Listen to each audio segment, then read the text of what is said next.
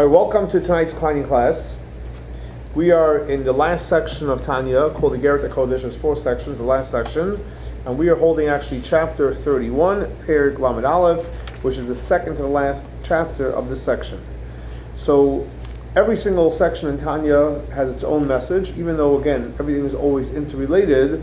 But tonight's chapter Lamed Aleph, Periyah Lamed Aleph 31, is a very important chapter, and it lays down a beautiful foundation and an important idea to know, and that is that there's 2 major key ingredients. When you have them, you have all the blessings.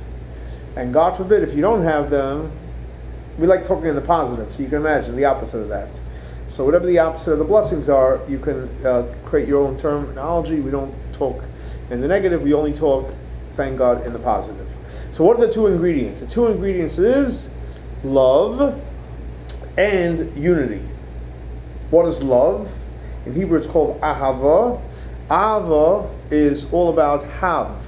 The essence of the word of ahava is have, to give. When you give, and when you love, and we're unified with yourself, with other people, and with everyone, that creates the greatest blessings. Unfortunately, if not, we can create the biggest disaster, as the Alter Rebbe points out in this chapter. We're going to try to give it, obviously, a positive, stay on the positive side, but we'll have to deal with the opposite side as well.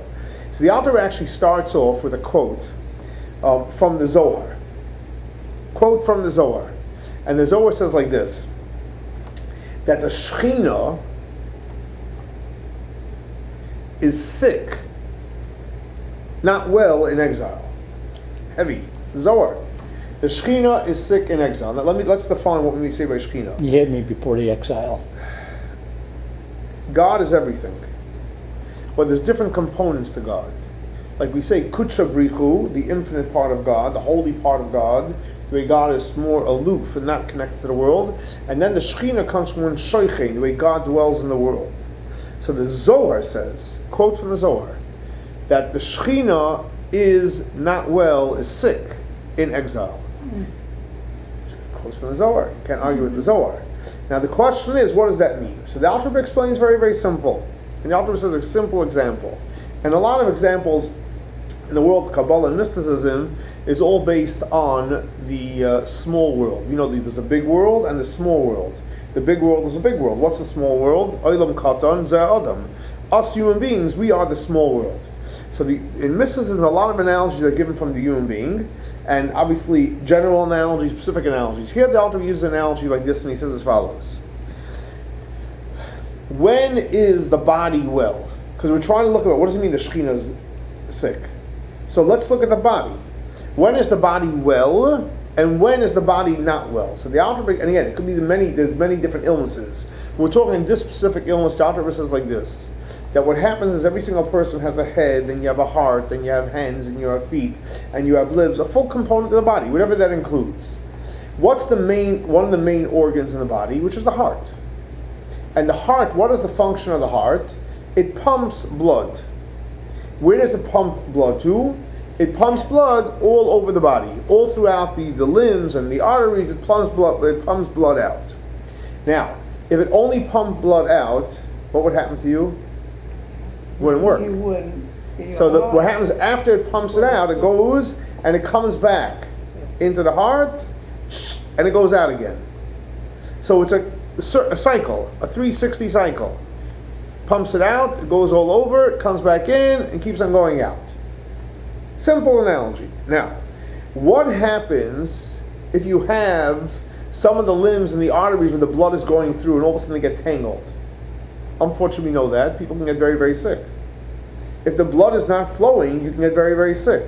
One of the biggest issues that people have is where the blood is not flowing, or not flowing properly. So when the blood is not flowing properly, what happens? Notice where there's an obstruction, where there's a blockage, the person, God forbid, becomes very, very not well. And the Alter Rebbe uses the word not well, God forbid. Okay, so that's the analogy the Alter Rebbe uses. Now we're going to bring it in our case. So the Alter Rebbe says like this. So again, God, Hashem, this is Kutsha Brichu, but in this case, the Zohar uses which term? Shechina. So the Shechina, the Alter Rebbe says, what's the Shechina? So technically, the way translation is, the way God dwells in the world. But Shechina, the Alter Rebbe says over here, the Alter Rebbe says the Shechina is referring to the heart, not the physical heart, obviously the spiritual heart. Just like the heart pumps out blood to the whole body, the same thing also in the analogy, the Shechina is the part that pumps out energy into the whole world and into the human being and every part of the human being and all human beings. Now, you have to realize everything in Kabbalah is based on a source. Nothing is just a nice idea. The Shechina is the heart, right? It sounds good, it makes a good story, it makes a good analogy, but is it real or not? So the Alter Rebbe quotes a verse that says, in Psalms, and the verse says, וצור, my strength, לבבי, my heart. So again, so you see clearly that the Psalms, King David refers to the Shechina as the tzur, the strength of the Jewish people, as לבבי, my heart. So the heart is spiritually the Shechina is the heart. Now, what are the souls called? The Neshamot. The Neshamot are called limbs. So just like in the physical body, from the heart, the blood goes to all the limbs and the arteries of the body, the same thing also on the spiritual level, the Shechina is the heart, and that produces energy and, so to speak, the spiritual life force, just like blood would, to all the limbs of the body. Now, the Shechina gives life force to where? To every part of the body, all the limbs, but the Shechina also gives life force to all the worlds. We know there's 4 worlds. Exile, Beriyah, Yetzira Asiyah, all the 4 worlds. So the Shechina is giving energy to all the worlds and also to all the limbs, all the Neshamot. So now what's interesting is like this. So you can say, okay, the worlds get energy from God and we get energy from God, from the heart of God. The Shechina is the heart. So the question is, okay, let's say we're not doing what we're supposed to. The world is still running. What did the Alter say in the beginning? Quoted from the Zohar. That the Shechina is not well, we're in Galut. It doesn't say only in us, in the whole world. And here's a powerful, important Kabbalistic idea, and the Alter Rebbe says like this. The way the energy flows from God, from the Shechina, from the heart, it goes, one might think it goes to the world, and then it goes to us, right? No. The Alter says, no, it goes first to the Neshamot of Yisroel. The first place where the energy goes, before it goes anywhere, it goes into the souls of the Jewish people. And from there, it goes into the worlds. So if there's a blockage in the souls, guess who's not getting energy? The worlds if it was going to the world first, and then to us, if we're not getting the energy, fine, but the worlds are surviving. Here the Alter is saying, and this is an important point, that where does the energy go first to? To the souls. From the souls it goes into the world. Now, what is that based on? What is that based on? So let me ask you a question like this. How do you make something? Anything that we make, how do we make it? We make something, right? We don't really make anything. We put things together with our physical hands. Create it. And so we create it. How does Hashem create? Huh? With words. So Hashem creates with words. Hu amar vayehi. He says and things happen. Now, an aside note, but an important. If Hashem, we know, created the world and constantly recreates the world. The question is, and Dr. doesn't discuss it here, but since we're talking about it, how does the world get created on Shabbat? We know Hashem keeps Shabbos. So Hashem creates before Shabbos. But I thought Hashem creates every single second. Through prayer. So it's words. So Hashem is creating on Shabbat. On a side note, again, side note, it's not important that much here, but since we're talking about it, the way that Hashem creates the world on Shabbat is not through דיבור, not through words. It's created through thought. Hashem's thought creates the world on Shabbat. And that's why Shabbat is, by the way, important to know this, Thursday night, we're getting ready for Shabbat. Shabbat, the world is on a whole different level, on a higher level. Because during the week, the life force is coming from where? From the דיבור of Hashem. And on Shabbat, where it's coming from, is coming from מחשבה. But again, that's only in reference to the world. So during the week, it's through דיבור, and on Shabbat, it's through מחשבה. Here the Alter Rebbe says, guess what? What did we just say? How does Hashem create the world? Hu amar v'yeh, through דיבור. How does Hashem create humans? Us, Neshamot? Not through דיבור, no, through מחשבה. Thought. Hashem created us through מחשבה. Yisroel olu b'machshava tchila, through his thought. So in other words, like this: the worlds are created from דיבור, which is a lower level of energy. It's further away from the person. Us, we're created from מחשבה, which is a deeper, more connected to God. So who's on a higher level? Us Neshamot or the world? Us Neshamot. So in other words, so when Hashem gives life force to the world through the Shechina, which is the Alter Rebbe calls it the heart, which pushes out the life force, where does it go to first? To the מחשבה, to the thought. מחשבה goes to where? To the Neshamot, to the souls. Then it goes to דיבור, and then it goes to the world. You got the flow? The heart to the mind, which is the Neshamot, speech, and the world. So we exist first. Now, we're going to go a step further. A lot of heavy Kabbalistic ideas. The Zohar says that any flow of energy from a real high place, the way it works is two-way street. There's no such thing as real high energy that's one way. It doesn't work. There's no such thing as one-way energy. In other words, and the example, I'll tell you some Kabbalistic terminology and we'll discuss it. There's a Kabbalistic term that says like this: Na'utz tchilasan b'soifon v'soifon b'tchilasan, which means it starts from the beginning, it goes to the end. When it reaches the bottom, you know what happens? It turns around and it goes to the beginning. And it goes from the beginning to the end, from the end to the beginning. So in other words, in order for energy to flow, it has to flow both ways. That's one term. There's another term which the Exile says. There's something which is called yashar, which is a straight light. But when many times there's a straight light, you know what happens? There's an chayzer, a light that goes back. Mm-hmm. So the light goes this way and it goes back. That's the way healthy energy works. Or for example, in the prophet Yecheskel, it speaks about chayot, the animals. Chayot is also energy, rotzui v'shuv, going out, coming back in, ebb and flow. So anytime there's a flow of energy, it goes which way? Both ways. Both ways. Both ways. That's why there's no thing just a giver. You have to be a giver, you have to be a taker. You have to take and you have to give.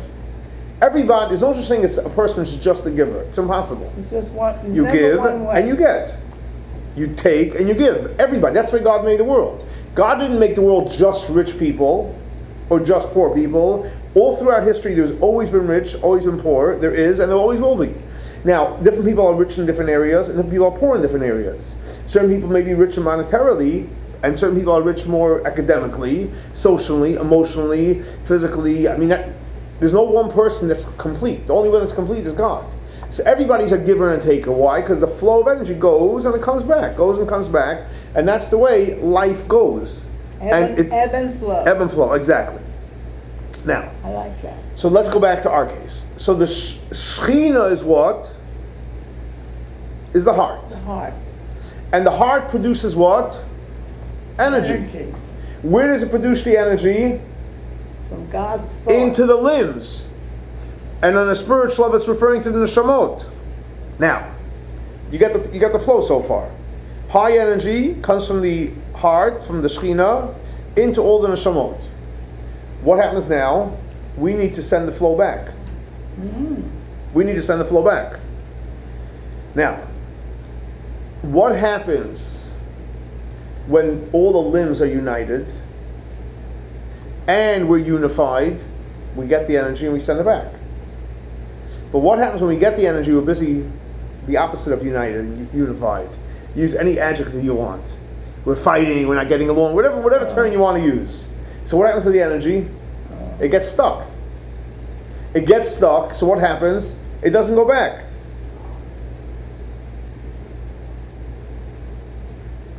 So, but let's focus on the positive a second. We receive this beautiful energy, and then we send it back. So what happens, that's called a healthy flow of energy. God sends us blessings. God sends us life. God sends us all these wonderful things. we're all unified, we're all united, and life is great, and we send back, God, thank you so much, we're all getting along, and God's happy, we're happy, everything is great. Now, what happens then? I'm full of gratitude. What happens then is, there's a verse in the Torah that says like this. It's at the end of Deuteronomy. Parshas Mitzvah. What does it say there? It says like this. I'll read the verse and I'll translate it. Atem nitzavim hayoim. You're all standing today. Kulchem. What does kulchem mean? And it lists different, from the water carriers to the greatest to all different types of people. But it says kulchem. What does kulchem mean? All of you. All of you. Kulchem means all of you. So when you say all of you, are you saying this one does this, that one does that, this one's better, this one's worse? No. No. Atem nitzavim hayoim. All different categories are standing today. How are you standing? Kulchem. Now, it's easier said than done. And obviously, on paper, it's great. But could you imagine for a second, and let's really imagine, that everyone's getting along? Not easy. But if you're willing to let go of anything that's holding you back, use a rational reason, use an irrational reason, whatever it takes, everybody's getting along, whatever it takes. So then kulchem, everyone's together. What does the verse say? And it's a very powerful verse, especially the Alter Rebbe explains it. It says in the verse, Atem et samayim kulchem lifnei Hashem Elokeichem. What does lifnei mean? Little translation. What is lifnei? Before. Before who? What does the verse say? The verse says this. Before who? Before even Hashem Elokeichem. God says this. God says in His Torah, when you get along, and when you're all organized, and when you're all united, and when you're all unified, you know what happens? You're actually standing before me. As great as God is, and as infinite as God is, if and when, or let's say when, right? Why put an if in there? But when we are unified, we are actually higher than God. Wow. You like it? Yeah, my God. Wait a minute. That's How can great. that be?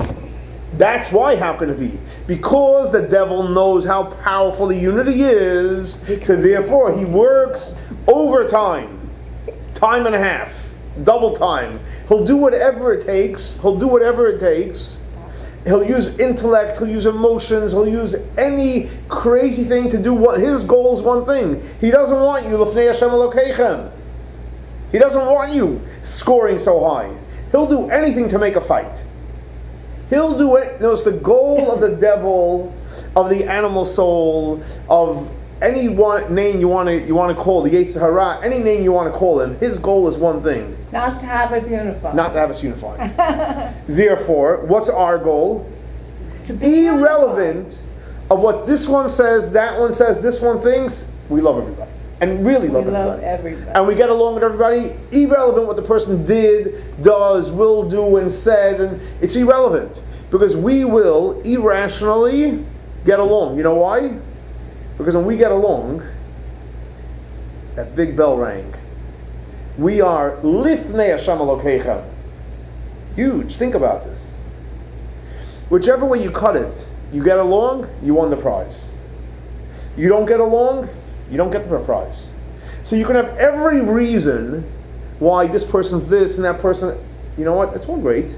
No problem. You're missing out on the prize. On the other hand, you can be the biggest loser and people can make fun of you and people can say anything about you. You get along with everybody, you're in front of God. Wow. So what would you pick? Is it even a question? Once you study this, and it's such a clear picture, is it even a question whether you're going to get along with everybody? That's right. Is it? You got it. Is it even a question? I love it. You love it. I love it. Can you guys handle this or not? Sure. You ready? I don't know if everybody else can. Just worry about yourself. You do it, and people will want it too. They'll want to be like you. They'll want to be like you. Guess what? You're going to accomplish lifnei Hashem Elokeichem. You're going to get in front of God. And that's why we're going to talk about, unfortunately, when people don't have it. What does the Talmud say? And this is, it's so sad. It's so sad because it's so simple. I wouldn't say it's easy. I didn't say it's easy. It's simple. Because when you know the destination, because you know that to go from point A to point B takes this, so you know to do it. Now, did I say it's easy? No, but at least you know.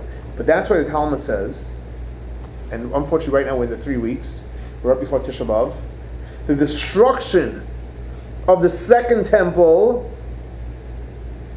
was for one reason, and one reason only. Imagine our temple, we waited years for it to be built and rebuilt, right, the second temple. Why was it destroyed? One reason. Because people didn't get along. People didn't get along. So true, I'm right. But guess what? You lost your temple. So was it really worth it? Was it worth it? No, it wasn't worth it. No. So the person, fine, he did what he did. He said what he said. She did what she... Meanwhile, you lost the temple. Because we don't have the luxury to fight. Look what we lost. We lost the grand prize. The grand prize, the temple. That's point number one, Talmud says. We lost that for not getting along. We are in exile today. Are we in exile or not? Yes. We are in exile. Yes. The people living in America and all around the world. Even in Israel, we don't have the temple. We don't have the Shechina revealed. And the Talmud says the reason why we are in exile is one reason. We didn't get along. So ask yourself, is it really worth it? Look at the price you're paying. So for 1 minute you have to say, fine, I agree with you, and swallow your pride. Maybe it's more than 1 minute. Whatever the time frame is. But look what we lost. The temple. We're all suffering in exile for how many hundreds of years? And maybe thousands of years. You put together all the exiles together. Talmud goes on to a third thing. The Shechina, God's presence, is concealed in exile. The concealment of the Shechina is, again, why? Because we don't get along. In other words, the Talmud divides it in two parts. Again, destruction of the temple, being in exile, and the Shechina being concealed comes from two things.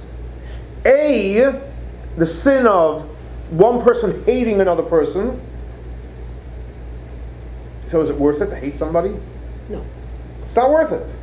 And the second thing is, okay, let's see, you don't hate anybody, but you're not getting along with everybody. Hating obviously is one thing that causes all those three things, and the second thing is not getting along. Say, I don't hate anybody. Are you really getting along with everybody? Are you nice to everybody? Are you reaching out? Are you friendly with everybody?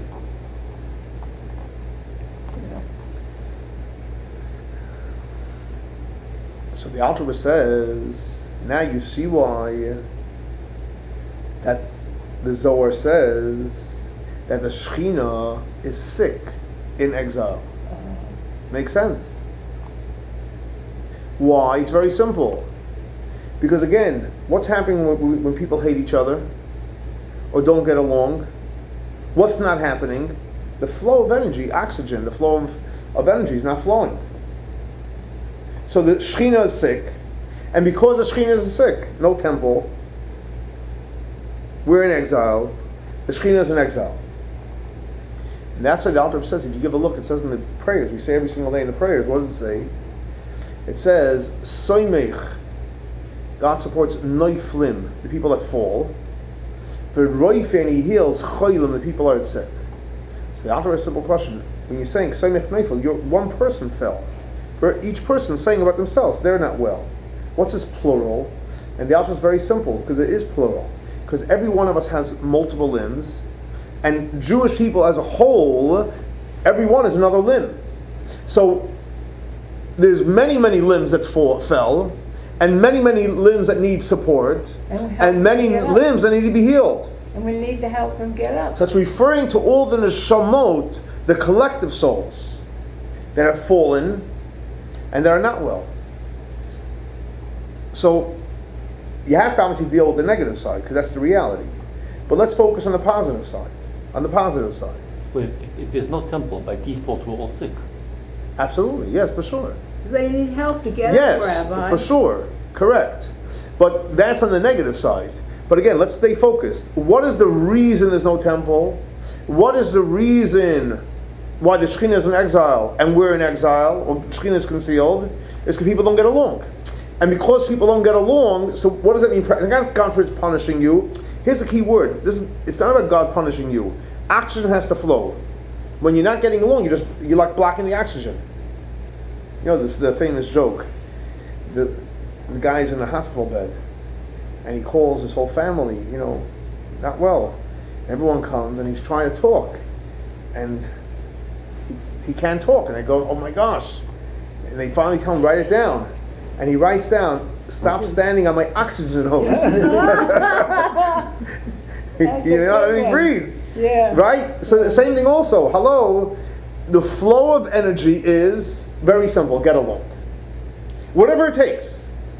You get along, energy flows. You have your temple, you have the revealed Shechina, we're not in exile. Start fighting. Come with every good reason you want. So we're blocking oxygen. We're blocking oxygen. That's all. You can handle it? We can stop stepping on the hose. Stop stepping on the hose, exactly. So in other words, this chapter of Tanya is a short chapter, but it's a very, very powerful chapter. Yeah. Because basically it shows you, unfortunately, on the negative side, what happens when we don't get along. But on the positive side, let's focus on the positive side.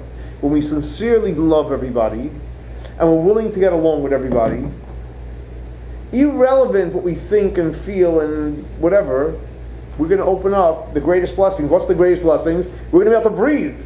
We'll breathe the Shechina. We'll receive it. We'll send it back. It'll keep on going. We'll be healthy. We'll be flowing. We'll have the rebuilding of the temple. We'll have the revelation of the Shechina. We'll go out of exile. And life will be great. Life will be wonderful. Two things. Love everybody and get along with everybody. Yes. Thank you, Rabbi.